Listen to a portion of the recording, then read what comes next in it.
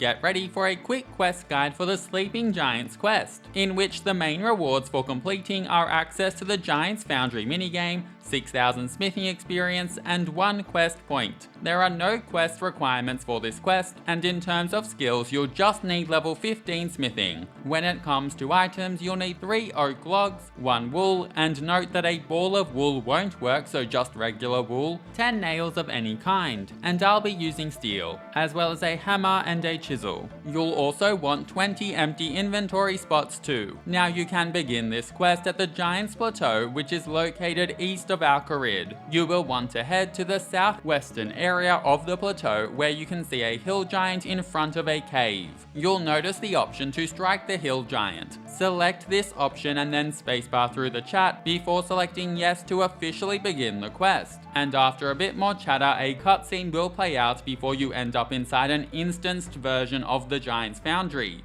Keep going through the dialogue until the cutscene eventually ends. And also note that as this is an instanced area, please do not drop anything of value here. To your west, you'll notice a polishing wheel. Choose to repair the polishing wheel and skip through the chat before selecting yes and confirming that you wish to repair it. And afterwards, skip through some dialogue. Then a little bit north of this spot, you'll see a broken grindstone. Choose to repair the grindstone and again skip through the chat before selecting yes to confirm that you want to repair it. Once the grindstone is repaired, you'll then have to skip through some more dialogue. After it finishes up, turn your attention to the broken trip hammer to your north. Select to repair it and skip through a bit of chat before selecting yes to repair the trip hammer. Once it's repaired, spacebar through the rest of the chat, and after the chat finishes, you'll need to talk to the giant Kovac and spacebar through the chat with him, whereby you'll let him know that you're ready to make a sword, after which you will exit out of the instance. Now a little to your southeast will be Kovac.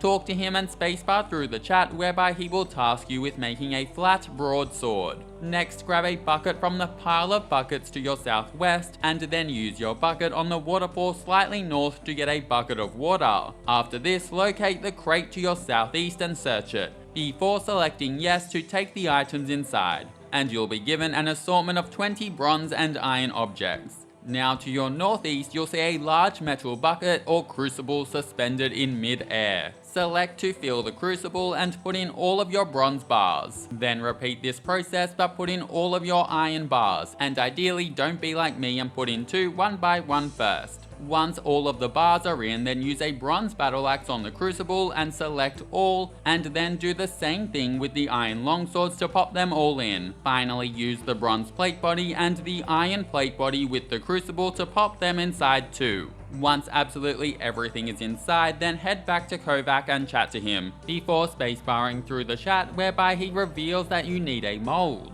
The mold will be just next to Kovac. Select setup on the mold and an interface will appear. There are 3 parts of the sword, being the forte, the blades, and the tip. Starting with forte, select Medusa Ricasso, as this has the highest broad and flat components. Then go to the blade section and select Medusa Blade, as again this has the most broad and flat components. Finally go to tips, and for this there isn't a standout winner that's both broad and flat, so you can choose anything that is either flat or broad. I just chose the Medusa head for consistency. After you've done this, then select set mold around the top right of the interface. Once the interface closes, speak with Kovac and spacebar through the chat, whereby he will be happy with what you've done. Now right click on the crucible and select pour, and once the super hot metal is in the mold, you'll then want to use your bucket of water on it. Ensure that you have nothing equipped on your hands, and then select pick up on the mold jig, which will see a sword creation interface appear at the top of the game window.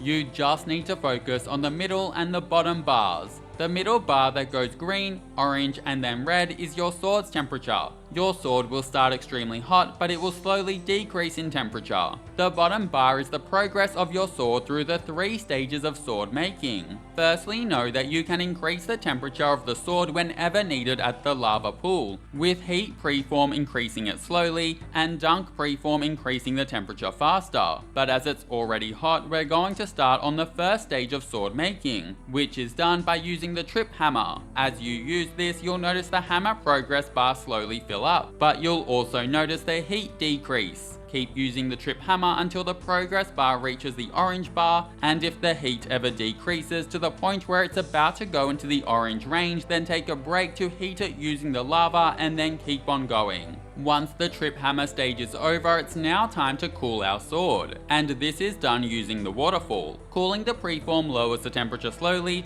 while quenching it lowers the temperature faster. You will want to lower the temperature of your sword until it's at the lower end of the orange bar, but not quite green. At this temperature, you'll now want to use the grindstone, which will continue your sword's progress through the middle bar, but doing this will also heat up your sword. If at any stage your sword looks like it's going to become too hot by going into the red zone, pause and cool your sword by using the waterfall, and then continue to use the grindstone until you've passed this progress bar. And after this is done, you'll want to cool your sword to the point where it's at its hottest end of the green bar. Once it is at this temperature, then start using the polishing wheel to progress your sword through the third phase. Your sword's temperature will decrease here, and when it starts to get very low, take a break from polishing and dunk your sword into the lava to heat it back up to the hottest point of the green bar, before then continuing with the polishing, and you might have to do this more than once. After you progress through the entirety of the green bar, then you'll be told that the sword is complete. All you need to do now is chat to Kovac and skip through the dialogue before BAM! Quest complete. You'll be awarded access to the Giants Foundry minigame, 6,000 smithing experience, and 1 quest point. Thanks for watching, catch you in the next quest!